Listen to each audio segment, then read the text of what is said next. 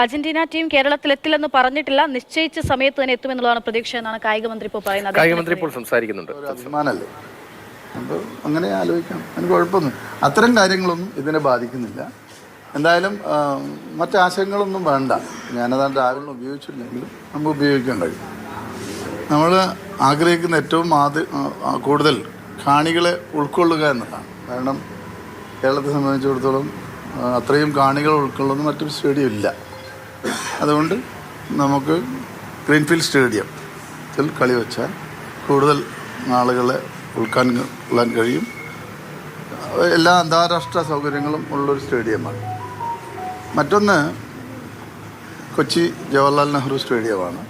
അവിടെയും കളിക്കാം, അതിന് മറ്റുള്ള തടസ്സങ്ങളൊന്നുമില്ല. ഈ കൊച്ചി സ്റ്റേഡിയത്തിൻ്റെ സുരക്ഷയെ പറ്റി ആശങ്കയുണ്ടോ? കഴിഞ്ഞ വർഷം ഈ വർഷം ബ്ലാസ്റ്റേഴ്സിൽ ലൈസൻസ് പോലും നഷ്ടമായത് ഈ സ്റ്റേഡിയത്തിൻ്റെ സുരക്ഷയെ പറ്റി സംബന്ധിച്ച കാര്യങ്ങളിലാണ്. അല്ല, അതുകൊണ്ടാണ് ഞാൻ പറഞ്ഞത്, തിരുവനന്തപുരം നമുക്ക് ഇത്തരത്തിലൊരു പ്രശ്നങ്ങളുണ്ട്. കേരളത്തിൽ ഏറ്റവും നല്ല രീതിയിൽ കാണികൾ ഉൾക്കൊള്ളാനും ഹോട്ടലുകളുടെ സൗകര്യമടക്കമുള്ള സിറ്റിയാണല്ലോ തിരുവനന്തപുരം. അവിടെ കളിക്കുന്നതിലെന്താ ഒരു കുഴപ്പമില്ല. പിന്നെ കേരളത്തിൻ്റെ ക്യാപിറ്റലാണ്. ക്യാപിറ്റൽ സിറ്റിയിൽ അന്താരാഷ്ട്ര ടീമുകൾ കളിക്കുക എന്നുള്ളത് നമുക്കൊരു അഭിമാനമല്ലേ. അപ്പോൾ അങ്ങനെ ആലോചിക്കാം, അതിന് കുഴപ്പമൊന്നും. അത്തരം കാര്യങ്ങളൊന്നും ഇതിനെ ബാധിക്കുന്നില്ല. എന്തായാലും മറ്റാശയങ്ങളൊന്നും വേണ്ട. ഞാനതാണ് രാവിലെ സൂചിപ്പിച്ചത്. സ്പോൺസർ ഇപ്പോൾ നിങ്ങളോട് തന്നെ പറഞ്ഞല്ലോ, സ്പോൺസർ പറയുന്നത്. നിലവിൽ അദ്ദേഹം സമയത്തിന് തന്നെ കളി നടക്കും എന്നാണ് സർക്കാരിനെ അറിയിച്ചിട്ടുള്ളത്.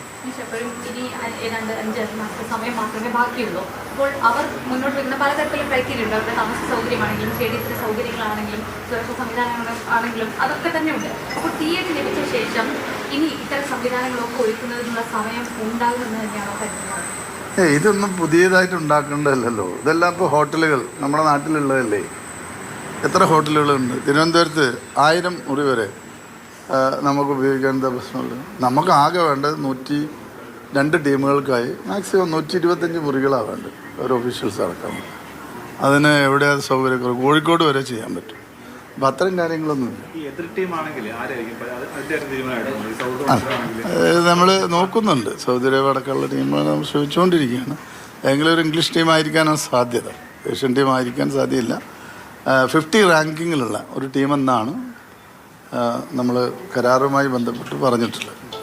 അപ്പോൾ 50 റാങ്കിങ്ങിലുള്ള ടീം നല്ല ടീമാവും ഏതായാലും. അത് നോക്കാം.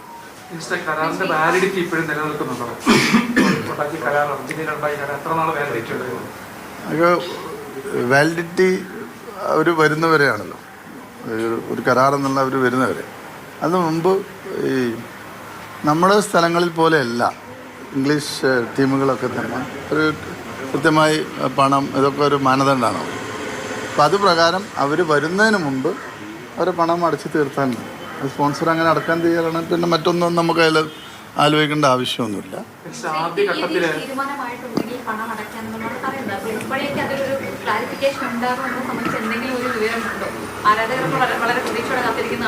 ആരാധകരുടെ പ്രതീക്ഷകൾക്ക് ഒരു കോട്ടം തട്ടുന്നു. ഞാൻ ഒറ്റവാക്കിൽ പറഞ്ഞാൽ, നമ്മൾ ഉദ്ദേശിക്കുന്ന പോലെ തന്നെ സ്പോൺസർ പറഞ്ഞതനുസരിച്ച് ഈ ടീം വരുന്ന ഒക്ടോബറിൽ കേരളത്തിൽ കളിക്കും. ഒറ്റ വാക്ക് അത് നമുക്ക് വേറെ ഞാൻ എക്സ്പ്ലെയിൻ ചെയ്യുന്നത്. ഒരാശയക്കുഴപ്പമില്ല.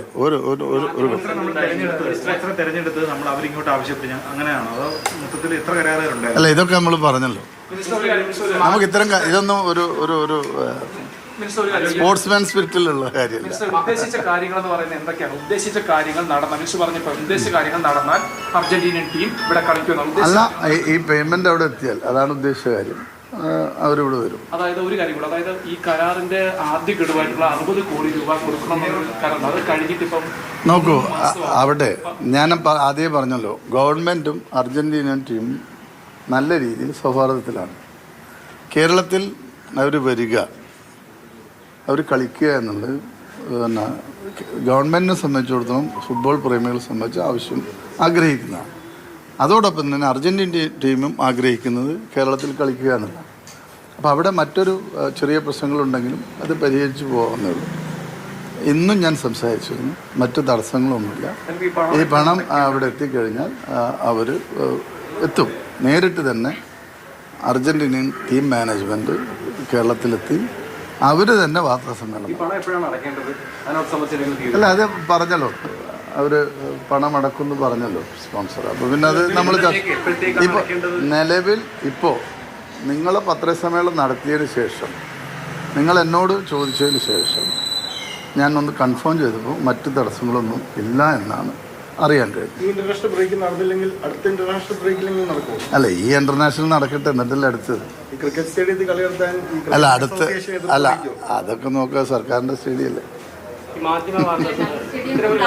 ആ അറിയില്ല ഇതെങ്ങനെയാ വന്നതെന്ന് ഞാൻ. അല്ല, നിങ്ങളാണ് എന്നോട് ചോദിച്ചത്. അർജന്റീന വരില്ല എന്ന് പറയുന്നു. ഇന്നലെ പത്രങ്ങളിൽ വന്നു, ഏതോ ചാനൽ വന്നു, ഇന്നും വന്നു എന്ന് പറയുന്നു. എനിക്കറിയില്ല.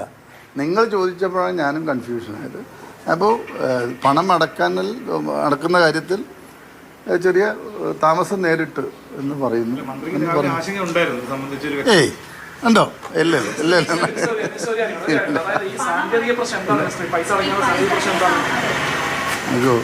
ഞാൻ പറഞ്ഞു, റിസർവ് ബാങ്കിൻ്റെ ഒരു കൺഫർമേഷൻ വരേണ്ടതാണ്. അപ്പോൾ അദ്ദേഹത്തിന് കിട്ടിയിരുന്നെന്നാണ് പറഞ്ഞത്. അത് കഴിഞ്ഞു. അതായിരുന്നു സാധാരണഗതിയിൽ ഫോറിൻ റെമിറ്റൻസിന് ചെറിയ നിയമങ്ങളുണ്ട്, ഫെറ പ്രകാരമുള്ള. അത് പ്രകാരം അദ്ദേഹത്തിന് ഇപ്പോൾ കൺഫർമേഷൻ ആയിട്ടുണ്ട്. അദ്ദേഹം അടുത്ത ആഴ്ച പണം അടക്കും. അപ്പോൾ ഒരു വ്യക്തത കുറവുണ്ട്. സ്പോൺസർ എന്ന് പറഞ്ഞത് പണം അടയ്ക്കാത്തത് തീയതി വരാത്തത് കൊണ്ടാണെന്നുള്ളതാണ്. തീയതിയിൽ ഒരു കൺഫർമേഷൻ കിട്ടിക്കഴിഞ്ഞാൽ പണം അടയ്ക്കുമെന്നുള്ളതാണ് സ്പോൺസർ പറയുന്നത്. അല്ല എന്നൊക്കെ ഞാൻ പറയട്ടെ. ഇതിൽ നിങ്ങൾ ഉദ്ദേശിക്കുന്ന ഒരു കൺഫ്യൂഷനൊന്നുമില്ല. അദ്ദേഹം ഉദ്ദേശിച്ചത് എന്താണെന്ന് എനിക്കറിയില്ല. എന്തായാലും അടുത്ത ആഴ്ച ഇതുമായി ബന്ധപ്പെട്ട പൂർണ്ണ വിവരങ്ങൾ അറിയാം. ഞാൻ പറഞ്ഞു, ആ പൂർണ്ണ വിവരം എന്ന് വെച്ചാൽ അർജന്റീനിയൻ മാനേജ്മെൻറ്റ് എന്നാണ് കേരളത്തിലെത്തുന്നത് എന്നുള്ളതിൻ്റെ വിവരമാണ് അടുത്ത ആഴ്ച അറിയാമെന്ന് പറയുന്നത്. അവർ കൺഫേം ചെയ്തിട്ട് അവർ വരും. അവർ തന്നെ നമുക്കൊന്നിച്ച് പത്രസമ്മേളനം നടത്തി ഈ സംശയമൊക്കെ തീർക്കാം. പോരെ? അതെ. അല്ല, അത് നമ്മുടെ താല്പര്യമാണ്. ഡേറ്റ് ഈ വിൻഡോയിൽ ഏതാണോ നമ്മളെ ഡേറ്റ് നമ്മൾ പറഞ്ഞാൽ നമ്മളിപ്പോൾ ഈ മഴ കൂടിയുണ്ട്, നമുക്ക് അങ്ങനെ ഒരു ആശങ്കയാണ്. മഴ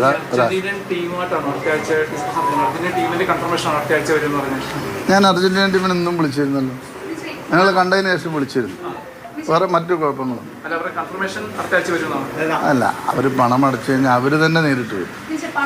അർജന്റീന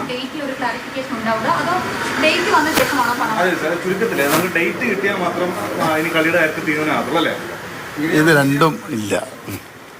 അടുത്ത ആഴ്ച നമുക്ക് ഇതുമായി ബന്ധപ്പെട്ട് വിശദമായ ഒരു പത്രസമ്മേളനം നടത്തി കായിക പ്രേമികളുടെ ആശങ്ക ദൂരീകരിക്കും. പോരെ? എന്ന് അവർ വരും, ആരെല്ലാം കളിക്കും, ടീമിൽ എത്ര ആളുണ്ടാവും, എതിർ ടീം ആരാണ്, ഇതെല്ലാം നമുക്ക് പറയാം. ഇപ്പോൾ ഈ പറയുന്ന ആശങ്കകളൊന്നും ഇപ്പോൾ നിലനിൽക്കുന്നില്ല. ഞാനും ആദ്യം നിങ്ങൾ ചോദിച്ചപ്പോൾ ഇങ്ങനെ ഈ അർജന്റീന ടീം റദ്ദ് ചെയ്തു എന്നൊക്കെ പറഞ്ഞപ്പോൾ എനിക്കൊരു കൺഫ്യൂഷനായി. പക്ഷെ ഞാനിപ്പോൾ അവർ വിളിച്ചപ്പോൾ അവർ അറിയിച്ചു അതിനകത്ത് സമയത്തിനെത്തും, മറ്റു തടസ്സങ്ങളൊന്നുമില്ല. സ്പോൺസർ അവരെ കാര്യം ചെയ്യണമെന്നുള്ളൂ. അദ്ദേഹം ചെയ്യാമെന്നും ഇപ്പോൾ പറഞ്ഞല്ലോ, പണം അടക്കാമെന്ന് പറഞ്ഞു. മറ്റു തടസ്സങ്ങൾ ഇപ്പോൾ നിലവിലില്ല. ഞങ്ങൾ രാഷ്ട്രീയ തെരഞ്ഞെടുപ്പിലാവുന്നതിന് വേണ്ടി ഹൈപ്പ് ഉണ്ടാക്കുമെന്നാണ് ബി ടി ബോധന രാവിലെ പറഞ്ഞത്. ഞാനത് ഇടയ്ക്ക് ഇങ്ങനെ എനിക്കിത് കണ്ടാലേ അതിനാണ് വീട്ടിൽ വലുതാണ്. അതാരാ? കോൺഗ്രസ്? എനിക്കറിയില്ല, അതൊക്കെ അവരോട് ചോദിക്കുക. നമ്മളൊന്നും ഈ സ്പോർട്സ് എന്ന സ്പിരിറ്റ് ഉണ്ടല്ലോ, അതും പൊളിറ്റിക്സും തമ്മിൽ ഒരു ബന്ധമില്ല. അപ്പോൾ ഇത്തരം ചോദ്യങ്ങൾ നമ്മളതിനെ എന്താ പറയുക, ഉത്തരം പറയുന്നത് ശരിയല്ല. അങ്ങനെയാണോ നിങ്ങളിപ്പോൾ ഇത്രയും ചാനലുകൾ വന്നോളൂ. ഒരു മത്സരം വരുന്നതാണ്, ഒരു അന്താരാഷ്ട്ര മത്സരം കേരളത്തിൽ വരുന്നു, ലോക ചാമ്പ്യന്മാർ കേരളത്തിൽ കളിക്കുന്നു എന്നൊക്കെ പറയുമ്പോൾ അത് പൊളിറ്റിക്സാണോ? അല്ല, ഒരു പൊളിറ്റിക്സും ഇല്ല. അത് കായിക വകുപ്പിൻ്റെ ഒരു ആഗ്രഹമാണ് അത്തരം ടീമിനെ നമ്മുടെ കളിപ്പിക്കുക. നമ്മൾ ഇന്ത്യയിൽ ആദ്യമായി സ്പോർട്സ് എക്കോണമി നടപ്പിലാക്കാൻ ഉള്ള നടപടികൾ സ്വീകരിച്ച ഒരു സംസ്ഥാനമാണ്. സ്പോർട്സ് എക്കോണമി നടപ്പിലാക്കുക എന്നുള്ളതിൻ്റെ ഉദ്ദേശം ഇത്തരം ടീമുകളൊക്കെ വരുമ്പോൾ ധാരാളം പുതിയ മത്സരങ്ങൾ വരും, പുതിയ കാണികൾ വരും, സ്പോർട്സിന് നല്ല രീതിയിൽ ഉറച്ചുണ്ടാവും. അതാണ് നമ്മൾ ആഗ്രഹിക്കുന്നത്. അപ്പോൾ അത് പൊളിറ്റിക്സ് ആണെങ്കിൽ പറയുന്ന ആളുകൾക്ക് ചിലപ്പോൾ ബുദ്ധിമോശം സംഭവിച്ചിട്ടുണ്ടാവും, മറ്റൊന്നുമല്ല. ഞാനിതിനെ ആ രീതിയിൽ കാണുന്നില്ല. ഇതിൽ ഒരു പൊളിറ്റിക്സും ഇല്ല. ഇതിൽ ഫുട്ബോൾ എന്ന പൊളിറ്റിക്സ് മാത്രമേ ഉള്ളൂ. അത് നമുക്ക് നല്ല രീതിയിൽ തന്നെ നടത്തണം. നിങ്ങളൊക്കെ തന്നെ പൂർണ്ണമായുള്ള സഹകരണം ഉണ്ടാവുമെന്ന് എനിക്കറിയാം. നിങ്ങൾ ആദ്യം മുതലേ മെസ്സി ഒക്കെ വരുന്നതിന് ഏറ്റവും കൂടുതൽ സഹകരിച്ചാണ്. ഇനിയും ആ സഹകരണം ഉണ്ടാവുമെന്നറിയാം. മറ്റുള്ള വശങ്ങളിലേക്കും നമ്മൾ കടക്കണ്ട, വിവാദങ്ങളിൽ കടക്കണ്ട. നമ്മുടെ സ്ഥിരം സ്വഭാവം നമുക്കിതിന് വേണ്ട. ഇത് സ്പോർട്സാണ്. നമ്മൾ ലഹരി വിരുദ്ധ യാത്ര ഒന്നും നന്നായിട്ട് കൂട്ടിയില്ല. ശരി, നമ്മൾ ഇത് ഓഫ്ലൈനിൽ ഞാൻ ഒരു കാര്യം പറയാം. ഓഫ്ലൈൻ ചെയ്താൽ ബഹുമാനം സംസാരിക്കുകയായിരുന്നു. മെസ്സി വരും, അദ്ദേഹം ഉറപ്പിച്ചു പറയുകയാണ്. വരില്ല എന്ന ചർച്ചകൾക്ക് അടിസ്ഥാനമില്ല എന്നാണ് പറയുന്നത്. നിരാശപ്പെടേണ്ടതില്ല, മെസ്സി എന്തായാലും വരും. മത്സരം നമ്മൾ നിശ്ചയിച്ച സമയം ഒക്ടോബർ എന്നുള്ളതാണ്. ആ ഒക്ടോബറിൽ തന്നെ ടീം എത്തും. ഗ്രീൻഫീൽഡ് സ്റ്റേഡിയത്തിലോ കലൂരിലോ ആയിട്ട് മത്സരം നടക്കാനാകും. തിരുവനന്തപുരത്തോ കൊച്ചിയിലുമായി കോഴിക്കോട് മുതൽ ഇങ്ങ് തിരുവനന്തപുരം വരെ ഹോട്ടലുകളിൽ അവരെ താമസിപ്പിക്കാനുള്ള സൗകര്യം നമുക്കുണ്ടല്ലോ. ഈ സ്പോൺസർമാർ പണം നൽകാൻ തയ്യാറാണെങ്കിൽ മറ്റു പ്രശ്നങ്ങളൊന്നുമില്ല എന്നാണ് മന്ത്രി പറയുന്നത്. ഇപ്പം നിലവിൽ അർജന്റീൻ ടീമുമായി ബന്ധപ്പെട്ട അവരുടെ ഷെഡ്യൂൾ പ്രകാരം നമ്മുടെ സ്ഥലം, നമുക്കിവിടെ ഒരു സന്ദർശനം, അവരുടെ യാത്ര, അതേക്കുറിച്ചൊന്നും പരാമർശമില്ല. അതുകൊണ്ട് തന്നെയാണ് അത്തരം ചർച്ചകൾ ഉയർന്നു വന്നത്. അതേസമയം അങ്ങനെയല്ല. മെസ്സിയെ ഞങ്ങൾ എത്തിക്കും. ഇന്നും ഫുട്ബോൾ അസോസിയേഷനുമായി, അവരുടെ ഫുട്ബോൾ അസോസിയേഷനുമായി നമ്മൾ ആശയവിനിമയം നടത്തിയിട്ടുണ്ട് എന്നാണ് കായിക മന്ത്രി വി അബ്ദുറഹ്മാൻ പറയുന്നത്. അതിനൊപ്പം തന്നെ